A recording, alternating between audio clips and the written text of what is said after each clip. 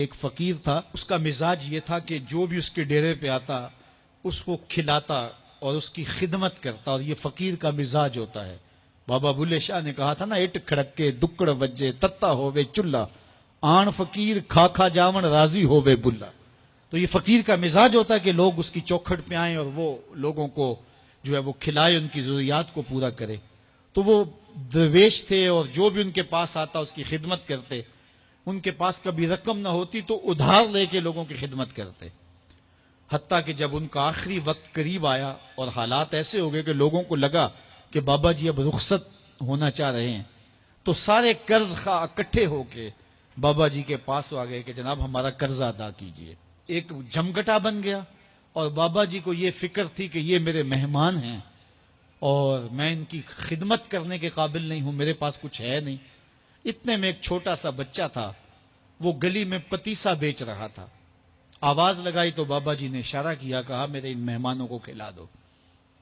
اس نے اللہ کا شکر ادا کیا کہ میں سارا دن گلیوں میں گھوم کے جو بیچنا تھا ایک جگہ ہی مجھے گاہک مل گیا۔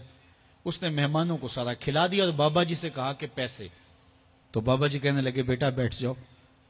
بیٹا بیٹھ گیا۔ تھوڑی دیر کے بعد اس نے پھر کہا کہ بابا جی پیسے۔ تو بابا جی نے کہا یہ سارے پیسے لینے والے بیٹھے ہیں، جب ان کو دوں گا تو آپ کو بھی دے دوں گا، آپ بھی بیٹھ جائیے۔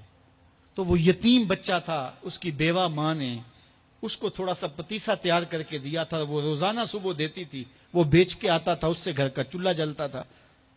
تو اس نے جب دوسری مرتبہ کہا کہ بابا جی پیسے، تو بابا جی نے کہا بیٹھ جاؤ، جب ان کو ملیں گے بیٹے آپ کو بھی دے دیں گے۔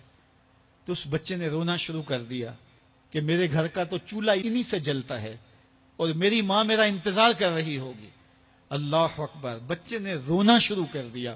اللہ کی رحمت کو جوش آ گیا۔ کوئی شخص بابا جی کے لیے نذرانہ لے کے آ گیا، وہ تھیلیاں پیش کی، بابا جی نے بچے کو دیا، جتنے بھی قرض خواہ تھے سب کو دیا اور شکریہ ادا کیا۔ کہا جاؤ۔ وہ سارے قرض خواہ بولے ہم صبح کے بیٹھے ہوئے تھے، یہ نذرانے والا پہلے کیوں نہیں آیا؟ کہا پہلے تم میں کوئی رونے والا نہیں تھا، ایک رونے والا آیا، سب کا کام بن گیا۔ کسی ایک کے آنسو، اجتماعی دعا کا، اجتماعی توبہ کا یہی فائدہ ہوتا ہے کہ کسی ایک کا کام بن جائے۔ یہ تجارت میں اصول ہے کہ جب کوئی کسی کو آپ سودا دے نا تو اس میں کوئی خراب چیزیں چلی جائیں تو یا تو وہ سارا قبول کرے یا سارا رد کر دے۔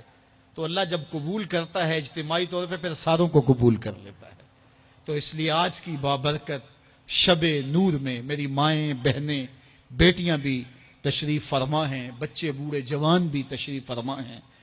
تو کسی ایک کے آنسو اللہ کو قبول ہو گئے، کسی ایک کی زبان سے نکلا ہوا جملہ اس کی بارگاہ میں قبول ہو گیا، تو میرے جیسے گناہگاروں کا بھی کام بن جائے گا۔